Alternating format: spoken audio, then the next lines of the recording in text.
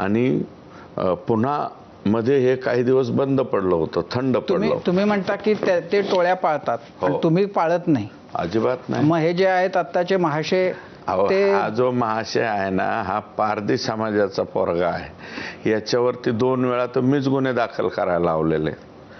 आता भोसले आडनाव म्हणून काय मला वाटतं काल परवापासून फिरवलं जातंय.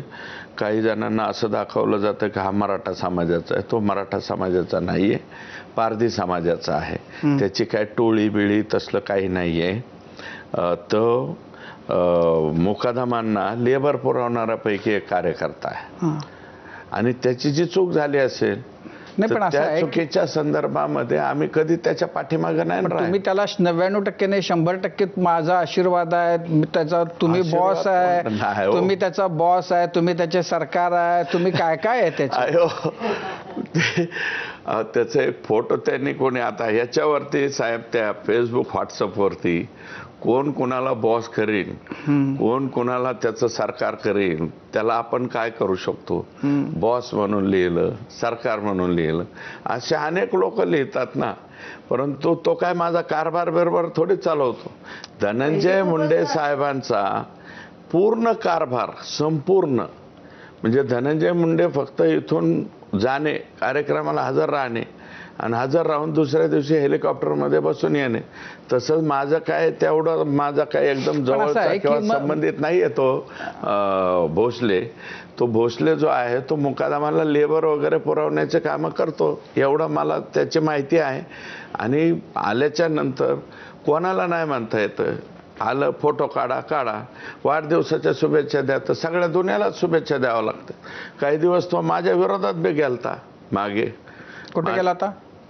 पंकजाताईंच्या गटात गेलता. मग त्याला ते हे केलं. म्हणजे पक्ष तुमचाच? आमचाच पक्ष, फक्त गट बदलायचा. आमचा गट सोडून गेला खोक्या. आणि नावच खोक्या आहे त्याचं, ते भोसले म्हणून. पैसे खूप असतात ना खोक्याजवळ. ते पैसे लेबर जे आहे, लेबर पुरवणारा म्हणजे मुकादमांना. आणि काय आहे की अजूनही तुम्ही काइंडली थोडासा म्हणजे मी काय त्याच्या बाकीच्या ह्याच्यावरती पांघरून घालणार नाही, परंतु अजूनही पारधी समाज, भिल्ल समाज, कोकणा समाज किंवा शेड्यूल ट्राईब जे आहे त्याचं अजूनही त्यांच्या जीवनातली पहाट झालेली नाही.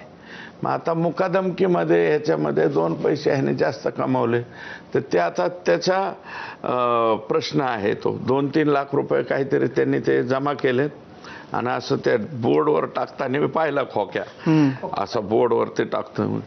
आणि त्याचा व्हिडिओ त्यांनीच बनवलाय स्वतःचा आणि दाखवता येतो. तो मला असं वाटतं की त्यांच्यामधले असलेला अज्ञान, ह्या फोटो काढण्याचा किंवा याचा काय परिणाम होईल काय नाही याची जाण नसलेल्यापैकी तो 100 ते असंच कोणीतरी ठेवलेलं आहे खोक्या. खोक्याशी संबंध नाही, हा एवढा मोठा खोक्या बिख्या नाही. पण धस साहेब, तो जर का इतका मोठा कार्यकर्ता नाहीये तर मग बिलेटेड शुभेच्छा देण्या म्हणजे आमदारांनी बिलेटेड त्याला शुभेच्छा द्यावा असं काय द्यावाच लागतात ना. बिलेटेड म्हणजे एवढा छोटा कार्यकर्ता म्हणजे आदल्या दिवशी विसरून गेलो असन मी. मग कुणीतरी सांगितलं म्हणले याचा राहिलंय शुभेच्छा द्यायची, द्या. मी तुमचा बी जन्मदिवस द्या, मी बिलेटेड का व्हायना पण तुम्हाला देऊन टाकेल. पण असं की म्हणजे आता जर त्याचा म्हणजे तो अगदी छोटा कार्यकर्ता आहे, मी असं म्हणेन की तो शक्यता अशी आहे की त्यानं जर त्याचे हे असे गुण उधळत राहिला तर उद्याचा तो वाल्मिक कराड सुद्धा होऊ शकतो. वाल्मिक कराड एवढा व्हायला, वाल्मिक लय मोठा झाला. वाल्मिक 2-4 हजार कोटीची प्रॉपर्टी असेल त्याची, त्याच्या बायकाच्या ह्याच्या नावावर. आता आम्ही ते गोळा करता करता परेशान झालो कारण आम्हाला ईडीला द्यायची ना ती. नाही तर ह्या प्रकरणामध्ये, संतोष देशमुखच्या प्रकरणामध्ये तेच एखादी प्रॉपर्टी विकून काहीतरी गडबडी करतील हे म्हणून आता काय आहे की ईडी त्याशिवाय स्वीकारत नाही 100 कोटीशिवाय.